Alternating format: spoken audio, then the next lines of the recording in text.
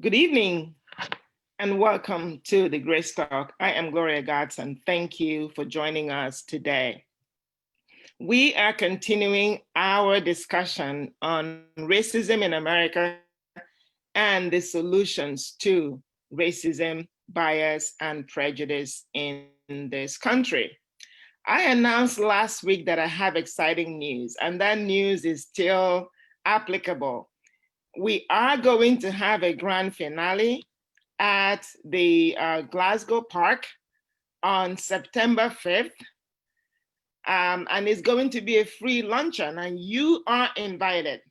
Most of our panelists have RSVP, they plan to be there, but we also need you to engage with us and participate. So, audience, we are inviting you to join us for a time of fun and fellowship and connections. One of the things that have come through loud and clear through this panel is that relationships is a great place to understand racial issues. And in fact, our multi-month dialogue has clearly demonstrated that racial understanding occurs best in the context of relationships. So we invite you to join us and get connected to one another and maybe even develop friendships. That is the goal of our get together. So now let's meet our panelists. Many of these men and women are already known to you, but I will call them out in alphabetical order. Mike Ancona, US Navy submarine veteran, 30-year professional in electric power generation. Louis Fevrin, owner of the Louis Fevrin Insurance Agency. Dr. Daryl Jones, associate pastor at New Destiny Fellowship Church in Wilmington. Bob Lewis, manager at a large local company. Pastor Kweku Marfo, pastor of International Central Gospel Church here in Newark, Delaware. And Joyce Maust, Joyce will soon be rejoining us. She is a poet, a writer, a former educator, and a coordinator for expanding options. Now, we invite you to engage with us. So if you're in our listening audience today, please chime in on Facebook and let us hear your voice as we engage today's conversation. The topic that we're going to discuss today is the main thing that set up this firestorm: police accountability and police brutality towards people of color. We received a couple proposals from our audience, and we're going to ask the audience, the panel members, to express their views on any one of those. So my question to you, panelists, is really this: how can we address police brutality against people of color? What is the solution? How can we resolve that issue? I'm going to start with you, Dr. Jones. Well, one major proposal, which is part of the national conversation right now, is defunding the police. But we need to take a moment to just define that, because you have a lot of folks running with that, misrepresenting it. I admit that there are some people who, within the camp of those calling for defunding of the police, suggesting that police should be eliminated altogether, which no reasonable person is asking. And the real persons who have been putting forth this idea, that's not what they're asking. There is not a parent in the inner city raising children want police completely removed from their communities. No one wants crime, no one wants violence, no one wants domestic abuse, no one wants drug dealing, gangs, guns. So it's crazy to think that idea of completely eliminating the police is the position when it comes to defunding the police. When people talk about defunding the police, they are talking about reallocating some resources. Police budgets are huge in various cities. They make up major parts of the city's budget. One of the leading expenses among a city's budget. But what is becoming more clear is that if you reallocate some of that budget money towards social programs, towards building parks, towards other things that could alleviate the conditions that are creating the situation for police who are not adequately prepared to deal with all of the problems, mental illness and the like within the communities, that if you take some of that budget money, put it towards dealing with the conditions, then you won't need the police as much. And so that's the strategy involved with defunding the police, and something worth considering, because the police, I don't care how strong armed they get, they will not be able to solve the conditions in these places which are breeding the kinds of behaviors and actions which are taking place. Couple questions there for clarification, Dr. Jones. Now, are we talking of defunding or reallocating those resources only within the communities of color or all across police departments nationally? Well, the cry is coming out of the Black community and what's happening within the inner cities, which resulted in what we saw with George Floyd. And so you take that particular case, the cry has been in these type of locations to reallocate, to deal with those conditions, the conditions in those places that police are trying to deal with and solve, which they can't. And getting more and more strong-armed and violent is not going to solve the problem. So we have to look for another strategy than getting more police, they getting more violent. That's not the answer. So that's what defunding the police is trying to get at, a different strategy to help solve the problem. And one more clarifying question. The proposers of this idea, are they looking at reducing the number of police officers in those communities, or are they looking at, I mean, what is the target areas to pull the money from? Well, they're in some cases getting different personnel to deal with different problems. For example, a social worker to deal with a suicide situation. I myself have been called on as a pastor to go into a family's apartment, into a bathroom where there's a teen there with a knife in his hand.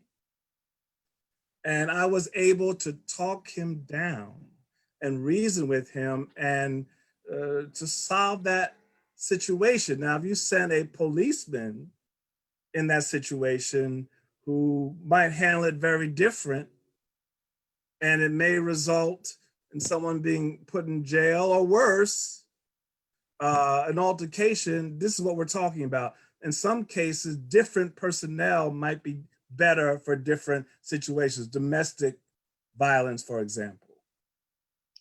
Absolutely, thank you. Yeah. Thank you, Dr. Jones. I'm going to ask you to chime in there, Bob.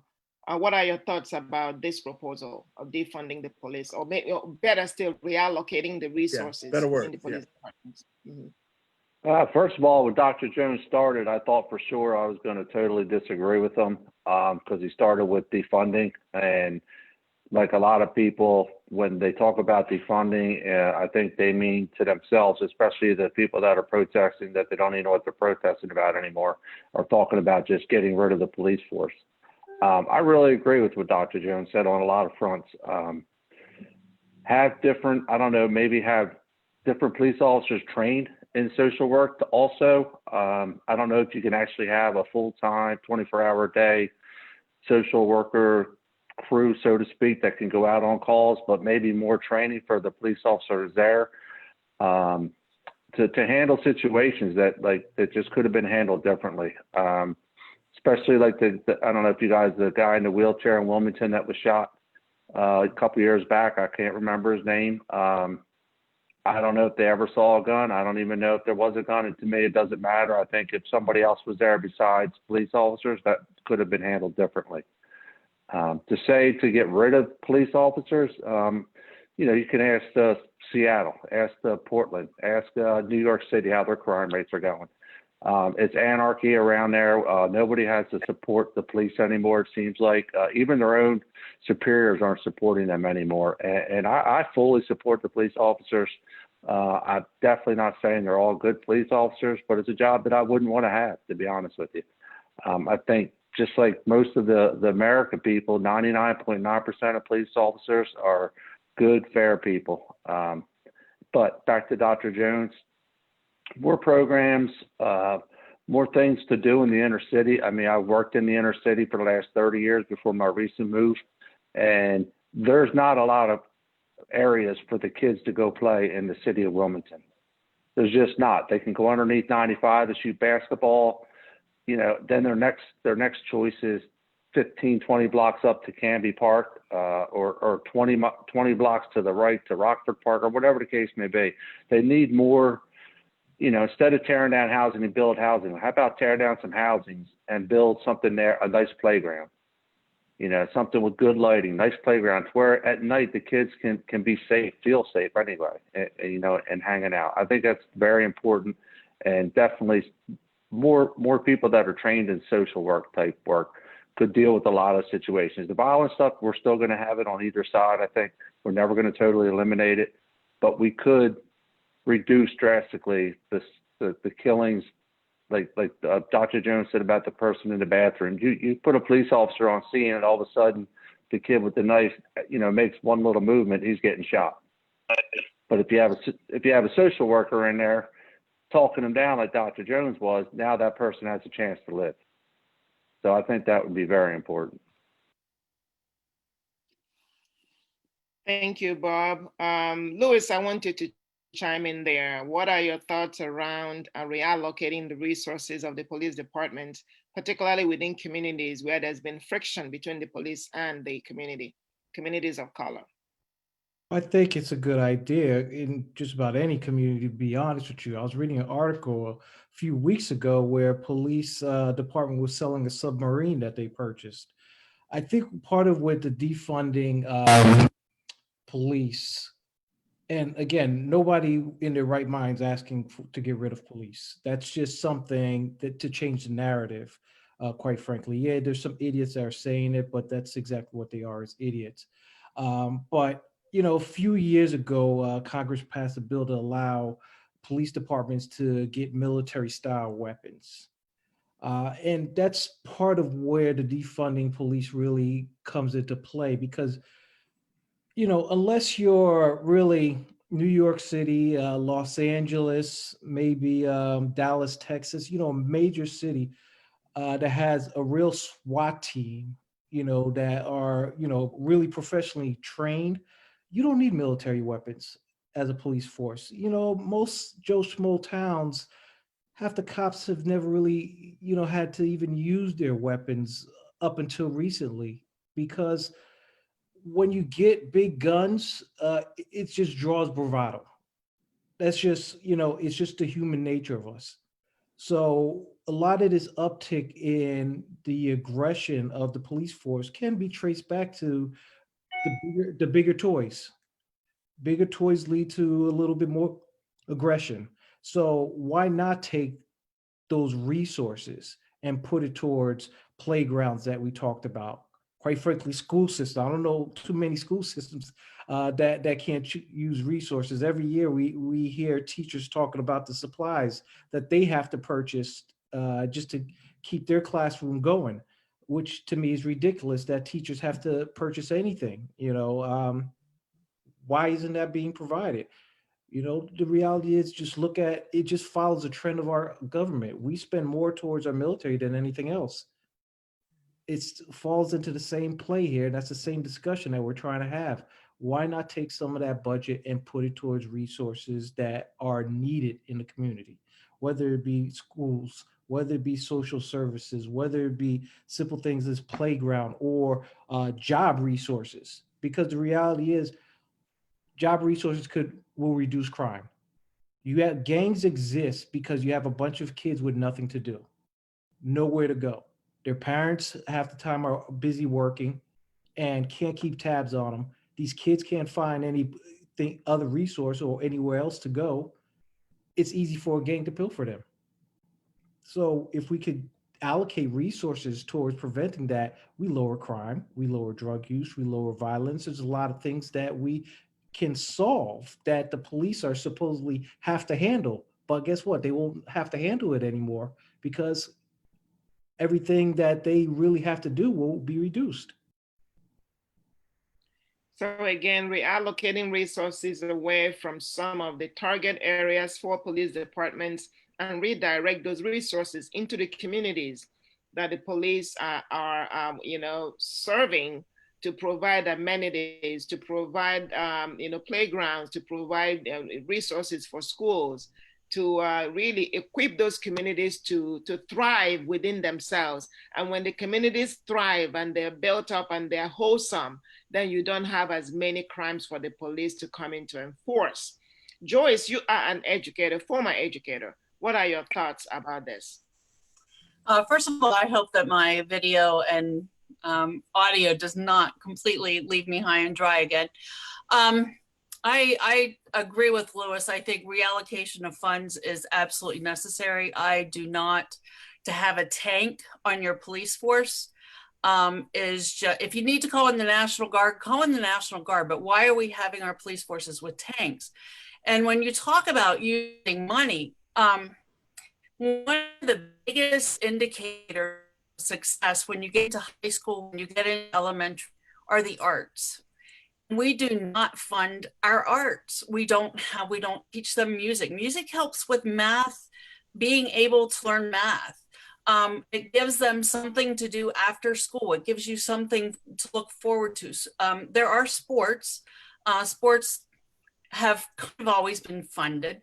But when you start dealing with the arts, you get community involved, you have people come see the plays, you have families come, and there's absolutely, if you can involve law enforcement on the base level, where you can bring someone in, bring a cop in to teach drums after, have some kind of give and take, even at the younger level, so that there is some kind of mutual respect. That I think, honestly, what's kind of happened is the respect is lost on both sides, sadly, for whatever reasons, but when you can start, when they're younger, when you can start reallocating funds so that you have the arts, you have interaction on the community level, I think that's very important.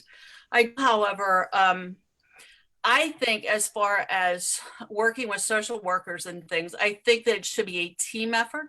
I do not believe that you should set, my niece was a social worker in DC. There's no way I would send her into a domestic dispute by herself ever. But when you go as a team, you should have backup for safety in case the social worker cannot, or in case it goes bad. I mean, I really think, clergy, dad was a pastor, clergy are called in all the time, which is wonderful. And most of the time it works. Sometimes things go south. Just to have somebody there as a safety precaution, which I think is very different than bringing someone in to actually handle the situation. As far if they can be back as a safety caution and let the other services. But I think it has to be a team. It has to be hand in hand to do that.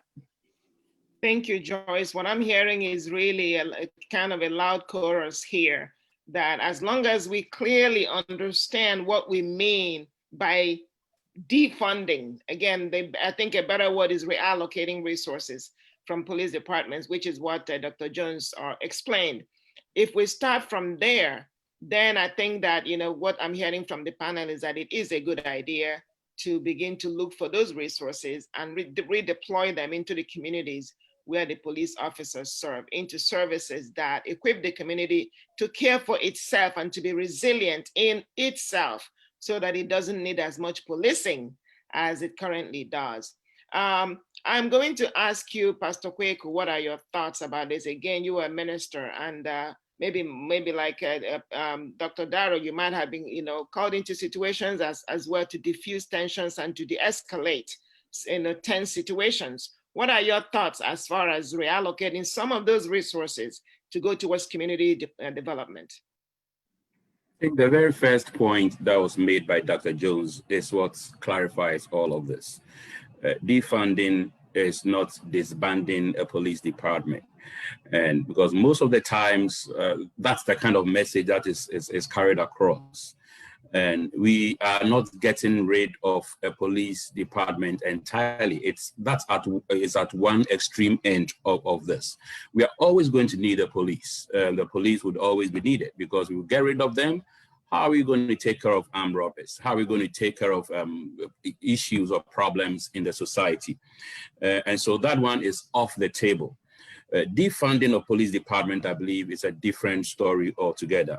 And that's what has been echoed by everyone else who has spoken. If we are taking money away from the police and putting it into other areas as social services and health services or in other needy areas of society, I think that is a plus. And it's really going to help us. And it's also going to take away a lot of the things that are otherwise allocated to the police that gives them excessive strength and massive militarization and gets them into areas that they should not get to. And this is also what many of the movements and the protesters who are carrying this message are also calling for. They are just saying that we want to invest money that would have otherwise been spent on law enforcement, on funding schools, on pushing them into hospitals. We have already mentioned domestic violence, homelessness prevention programs, and particularly, I think it's also been said in minority communities. And I think once this is done, it's going to really help the society. The police officers always play a critical and important role in our cities, in our states, and everywhere. And all that we should let people know is that we are not disbanding them or getting rid of them, but we just want to make the police a better people for us. That's all. And I think as a minister of God, I do agree with this as well. Absolutely. Mike, go ahead. May I jump in right there for a second? The police department also has a job, a challenge of re-imaging itself. When we think about a police officer, we don't get in mind an image of a police officer in the suburbs trying to help get a kitten out of a tree. That's not what comes to mind. A completely different kind of image comes into mind when you say police officer for an African American. And there are historic reasons for that because Blacks have always seen the police as a tool of the state. Going all the way back to slavery with the slave patrols, they were to keep an eye to be sure that African Americans had their passes, and there would be great violence if they were found off the plantation and the like. And during segregation, of course, we've seen the images of police being used as tools of oppression from the state. And so we have this problem of imaging. I do remember there was a time when a police officer used to walk the beat in the community that he served, and he would build relationships with the people. There was not a problem. But coming in from the outside, people are not familiar with him, and the kind of military tack that is taken, it's not working. Re-imaging is something the police have to do. Yeah, what he's addressing is maybe reputational risk as well. Police officers have really, particularly in communities of color, there's a real lack of connection with police officers and their rightful role in the community, and just fear really in the hearts of people of color towards police officers. I can say personally myself that I have had, one of the days my vehicle had a flat tire, and I called the police department, and a wonderful white police officer came over and changed my tire. I gave him a big hug. I was not afraid of him. I'm like, thank you for this police officer. Absolutely. Praise the Lord. So there are people like that, that we confront. But again, I just wanted to say that because it's not all the police officers. For me, that guy was a hero that day because he got me off of the road and I was back on heading home. Mike, I'm going to come to you and ask you that same question. In what way can we, reallocate the resources of the police? What are your thoughts as to how that can be deployed within the community to achieve the same ends that the police force achieves through force? How can we achieve the same ends through reallocation of resources? Well, it's difficult to talk about reallocating funds in a budget that I've never seen. I have no idea how the police spend their money and what they're spending their money on. However, it is a agency of government, which would have to mean almost by definition, there's a lot of pork in that budget somewhere. Because all government agency budgets have a whole lot of pork in them. And if they tell you they don't, they're lying to you. Pork and beans. What's that? Yeah, pork and beans. Pork and beans, yeah. So I would be totally for having some experts come in and analyze these budgets and let's find out what you're spending money on. Why? I mean, and listen, I'm going to put a number out there and I have no idea if it's a good number or a bad number, but let's say the police budget for this particular town is $50 million a year. That's what they tell you. I have no idea what goes into that $50 million and how that money is spent. But I bet you there are people who do. People who experts who come in there and say, okay, tell me about this tank you have. How often do you use it? How many people does it take to maintain it? Blah, blah, blah. Because see, in my world, I'm in a business world.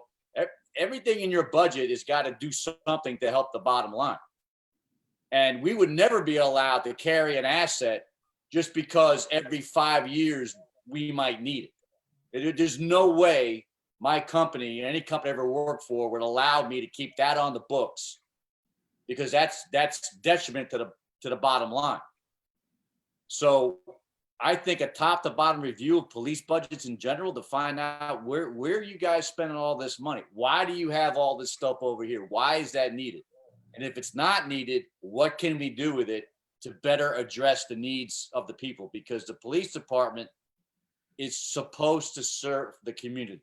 They're there to serve the community and keep people safe. Now, if a lot of what I'm hearing about this, about a joining up with social workers and teams and stuff like that. Well, you know what? That may take more money. I don't know. I don't know how much reallocating. Yeah, but you may have to. That's going to take more money. Reallocating. Yeah, absolutely.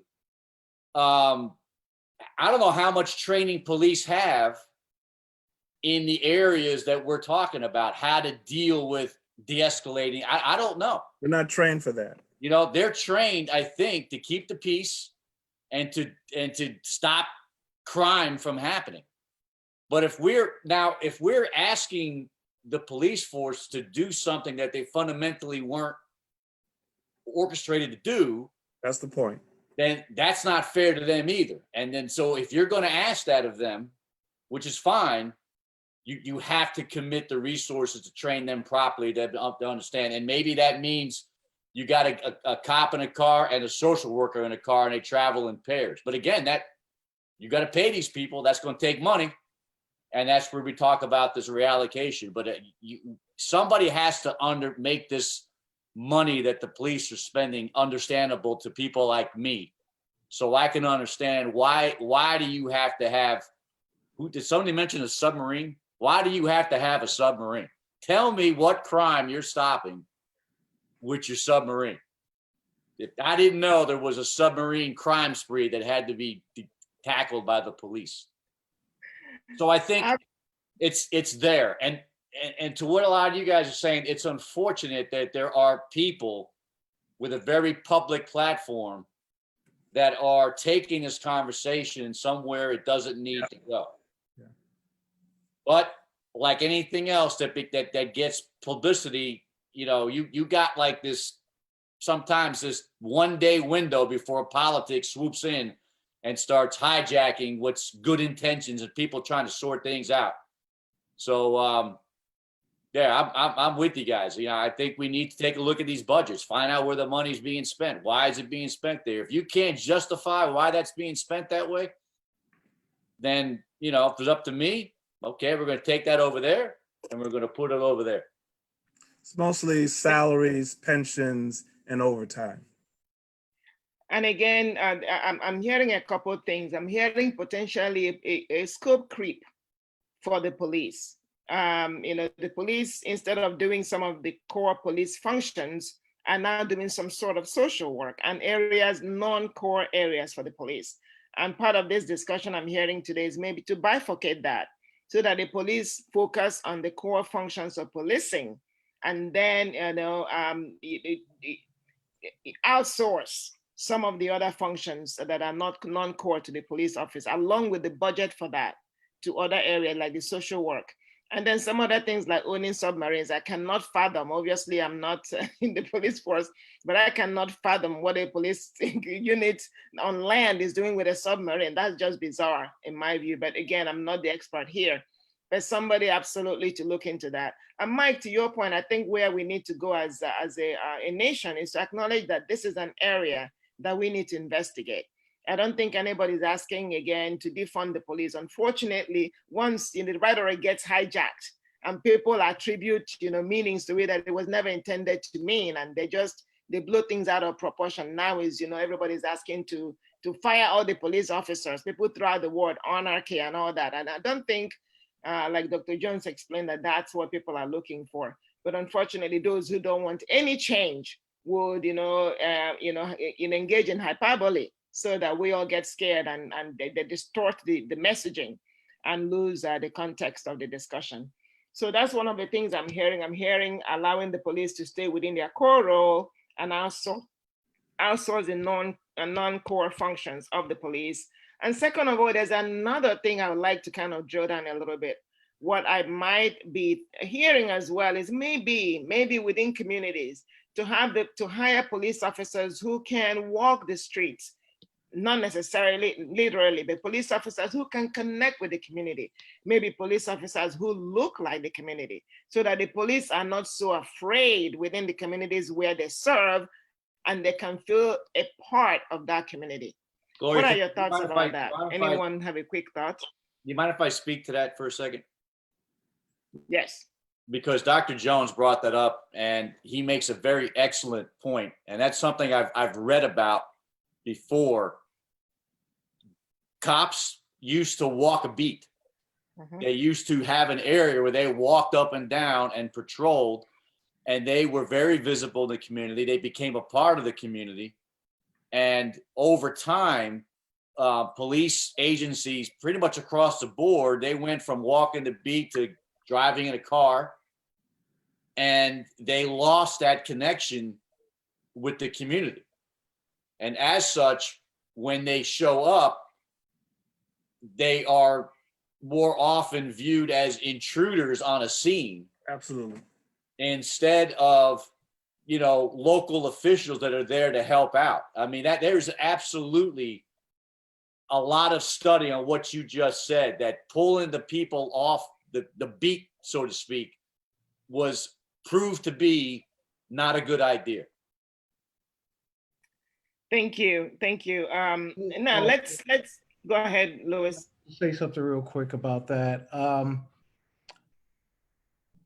Whether they're walking or driving in the community, it's really,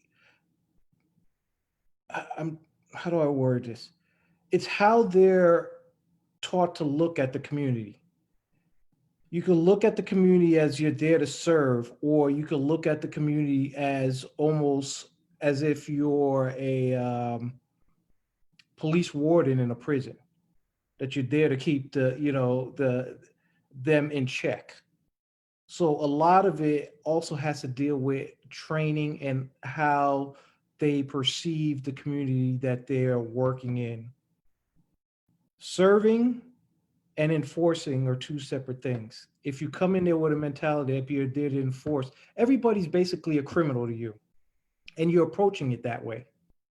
So you're not in the business to know a name other than, okay, this is such and such, versus this is, such and such a community. They live down the street and their grandmother lives around the block.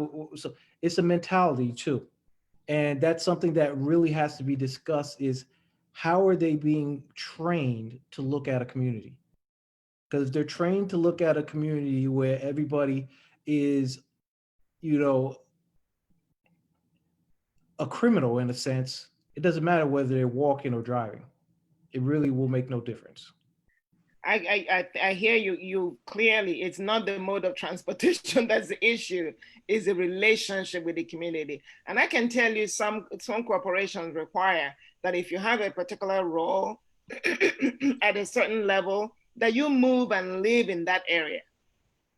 So again, maybe that's something that can be explored with the police. First of all, hiring police officers who are members of the community, so that there's a very different dynamic when they engage with the community. They are not, either seen as meddlesome interlopers, or they don't see the community with it, as a suspect community. They are part of the community, and that people can rely on them as friends and allies and neighbors, as opposed to just those who come into the community only when they show up with a gun and a taser, and they're there to enforce. That's a very different dynamic.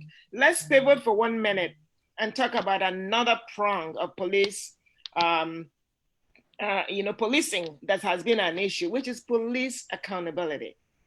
That's another prong of concern that has been expressed all across America. How can we hold police accountable? So it's one thing to talk about how they do police, but when they make choices that endanger life or actually kill people of color, how can we hold police accountable? Any thoughts there? Who wants to go first? I think I want to start on something like that. I have known that the data on policing is notoriously terrible. And I think it's very spotty, it's unreliable, and sometimes people say it's most of the times quite inaccurate. And because of that, it has actually precluded a lot of the study and understanding and also accountability in real time of the local, state, and the federal police. What I think should take place is that I am thinking that police department data should be made accessible, maybe through the Freedom of Information Act, which allows the citizenry or the people to be able to request for records from public agencies. Because most of the times, what is happening now is that the FOIA requests now come up empty. In many cases, it's because the police simply decided they did not want their department's data to be scrutinized. But that part needs to be rectified. And I'm also thinking that there is the need for us, maybe I'll bring that up later, but I think that is one very important thing that will help to just make police quite accountable. Thank you, Bob. What are your thoughts on this issue? How can we hold police accountable for their actions? A couple things. I think the police officers themselves, we talked about it a couple of weeks ago. They need to how to say tactfully, they need to learn how to stand up for themselves and not allow the wrong to be done. If wrong is wrong, then wrong is there, it's being done while you're there, then it's your responsibility to do something about it. And whether that's to stop it or report it, that they really should step up. And I know it would be, I don't know anything about the police, the environment they work in or how their locker rooms are. I'm sure it would be tough because then you'd be the rat or the snitch going to the boss. But until they police themselves from the inside and then get to the outside, the same treatment, whether it's, you know, what happened to George Floyd or whatever the case may be, it's not going to stop if they don't allow themselves to stick up for the wrong. If wrong is wrong, wrong is wrong. I mean, we say it all the time. If you don't say something when you see something wrong, then you might as well just participate, you know? And the other thing is the cameras at all, I think this should be mandatory that all police officers should have their camera on. And if there's any chance that they turn that camera off by themselves out on purpose, then they should be fired. Because that camera is there not just to protect the police officer, it's also there to protect whoever they're having to apprehend or whoever they're approaching. And so if it could be shown that so-and-so turned his or her camera off during, before, or whatever the case may be, they should be fired on the spot. Because you're hiding something. And if, you know, like if you're hiding something you're hiding something you did wrong, or you perceive you could get in trouble for.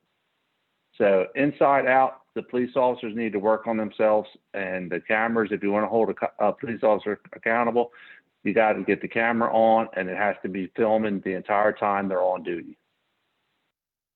Absolutely, break that blue wall. And Bob, to your point, if they make it a practice, then it's no longer snitching. If it's a policy to make a bad report, then it's not snitching against the police. It becomes a part of the self-policing of that, just, you know, to maintain a healthy department, to allow that accountability and detection within the police. That regulatory construct and that self-awareness is very important. We call it self-regulating in my business. You know, when you self-regulate yourself and you turn yourself in, that's the kind of thing. A department that does that is often much healthier inside than those that cover up, which is what we see now. Why don't we, I see you shaking your head vigorously, Louis, that you definitely have something to say here. Go right ahead and say it.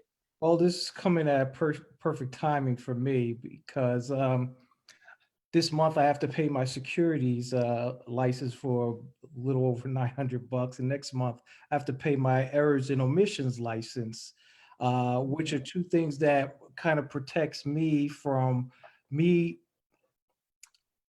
in a sense, doing ill will toward any of my customers. So it's really a simple way to solve a lot of this. Require the police to actually have insurance. Just about every professional has to buy errors and omission insurance or some type of general liability insurance to protect them from their wrongdoing. If a police officer has a track record, guess what's going to happen? That insurance company isn't going to insure them. If they can't get insured, then they can't keep the job. It's really that simple. The insurance company is going to regulate them and regulate them well, because they're not going to pay out for a high risk individual.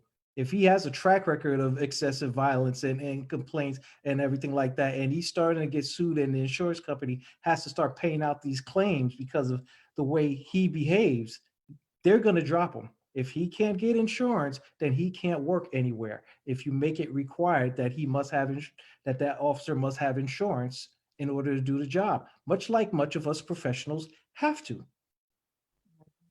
If I steal from Absolutely. I'm not going to be in business long because I can't get insurance to cover me, which means I have to shut my door down because my employer will never hire me because I can't be licensed. So there's really some simple things that can be done. That's one of them. The other one is just have a citizen review board. You know, you could have people in the community that actually looks at these tapes, that actually looks at these complaints, that the community can actually go to file complaints. Because right now, if you have to file a complaint with a police officer, you're basically going up and asking their friend, I'd like to file a complaint against your friend. Yeah, they're going to be very helpful with that. You know, it's just not something, you know, that everybody's going to want to do, because they're going to find ways to intimidate you from really wanting to do that. You know, because all of a sudden you're driving home and you're getting pulled over a lot more frequently you're going to learn not to try to file a complaint again. And that's just the environment that we're in right now. It's very hard to regulate yourself. There's a reason why our founding fathers put checks and balances in place. The reason is simply nobody's going to regulate themselves. Nobody's going to put themselves on punishment, as they say. It's just nobody's going to put themselves in a corner or give themselves a spanking. You need somebody else to do it for you and keep you in line. And right now, the police force, and I'll say it again, 99% of them are good officers. I think I'm in my community alone, I think there's 5. One's across the street from me, one's to the side of me. Look, they're great people. It's just those few. And a lot of it is that no snitching rule that they have, that ironically, they always complain about. The community doesn't want to snitch, but they don't want to snitch either. So the hypocrisy involved with that is another subject. But if there was a way to regulate them, if there was a watchdog, you could solve a lot of issues there too. Absolutely, Louis, that's a really good point. If they have to, because insurance will make them take responsibility for their own behavior, because then it hits their bottom line.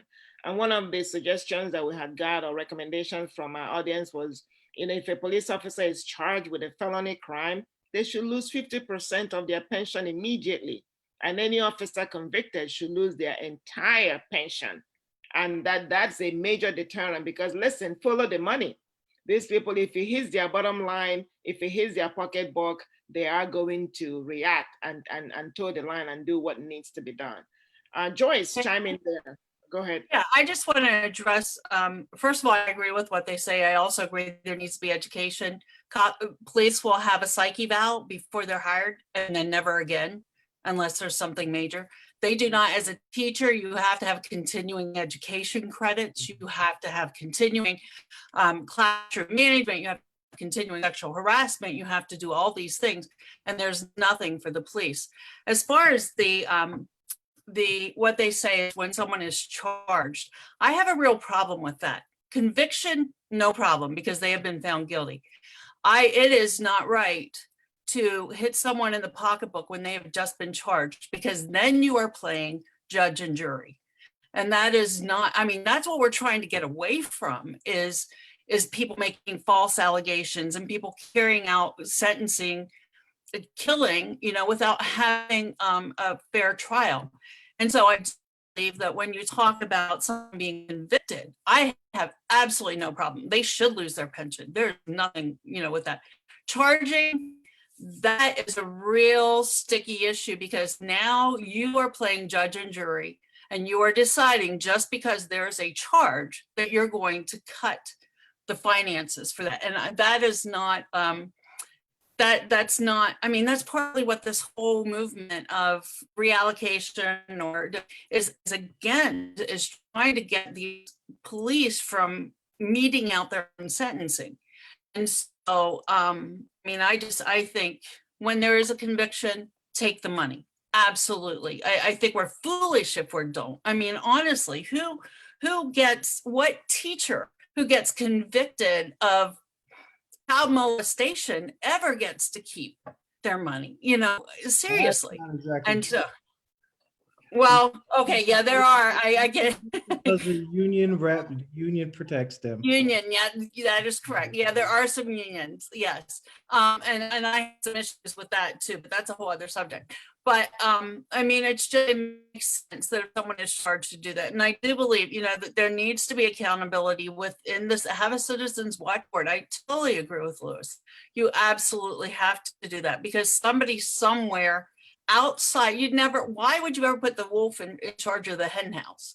Seriously, you have to have someone from outside keeping accountability as to what's happening within the department, what charges are coming in, what complaints are coming in, all the different things. And I think it's extremely vital. I just think you have to be very careful, because I noticed that got the long proposal, and there were a lot of things in there where they were like stripping right. They wanted the rights taken away for bail. Any policeman, no bail. And I'm like, that's taking your rights away. That's messing with the whole So I think you have to be very careful. You do need to come up with guidelines, but you have to make sure that they are not reactionary guidelines to the point where you go so far over that you almost become what you're fighting against. So I just think there has to be some wisdom in that.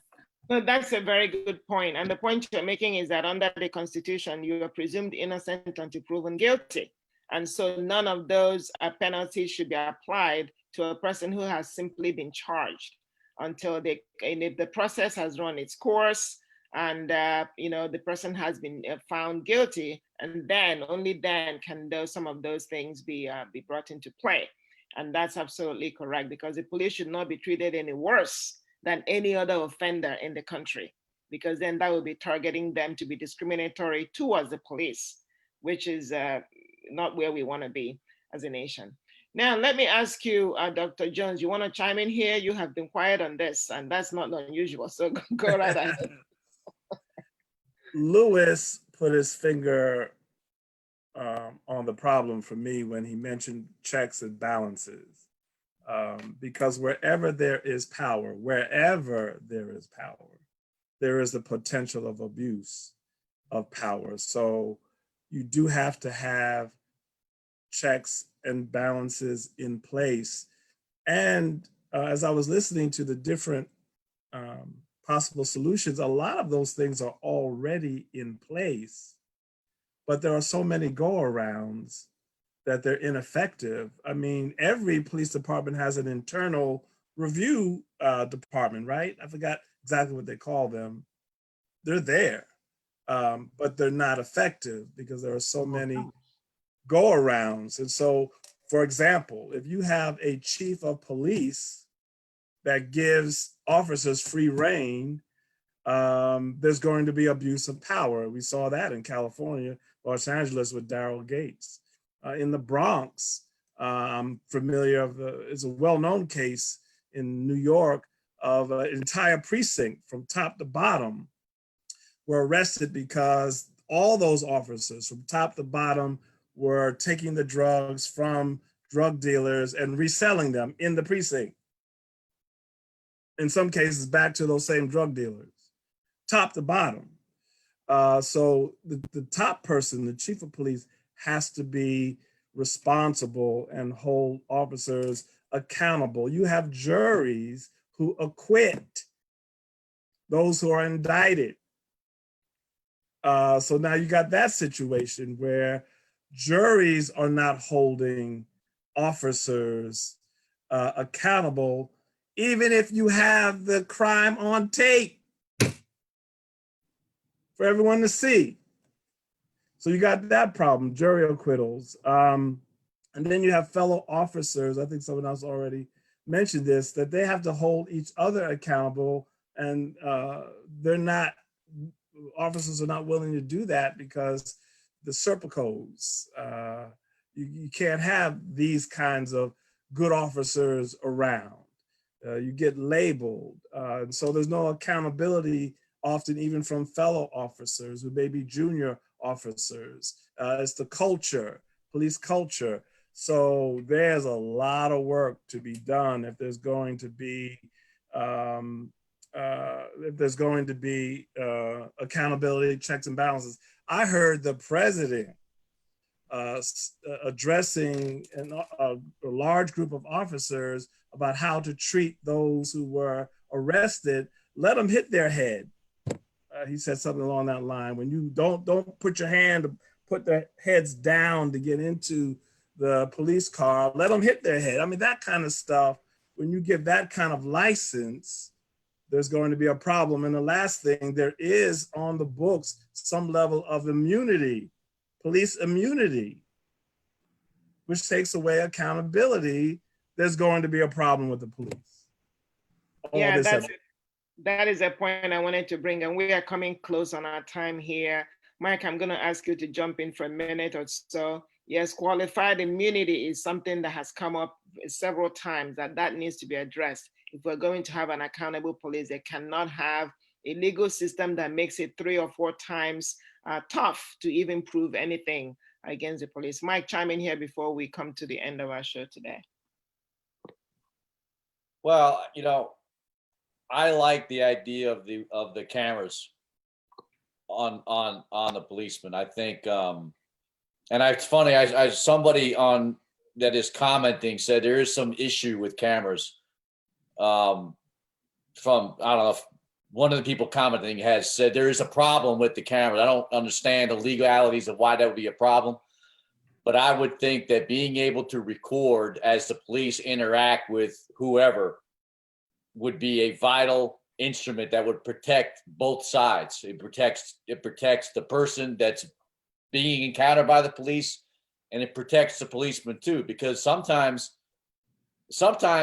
you get a video that shows you just enough to show you what it is they want you to see, and then that'll set off of something, and then 2 weeks later you find that 1 minute video is actually 8 minutes long, and then the other 7 minutes you find out why you got to that 1 minute. And I think in this age of video, it is what it is. Every phone has a camera. They're everywhere. I think to me, it would be a great tool to help. Well, what you guys are talking about, this thing about the blue wall, I mean, that's real, man.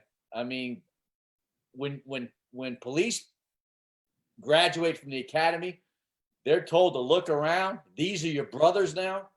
These are the people that you're going to live and die for. It is ingrained in their heads that they are a part of an absolute brotherhood, that you do not go against your brother, and your sister is woven into what I'm saying.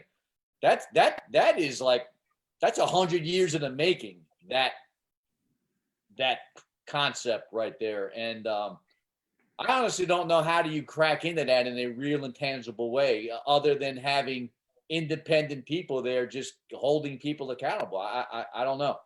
That's a tough one, because I've had a lot of policemen in my life as I was growing up, because my dad was a civil servant in New York City, so he knew a lot of them. And that concept of they stick together, that's big.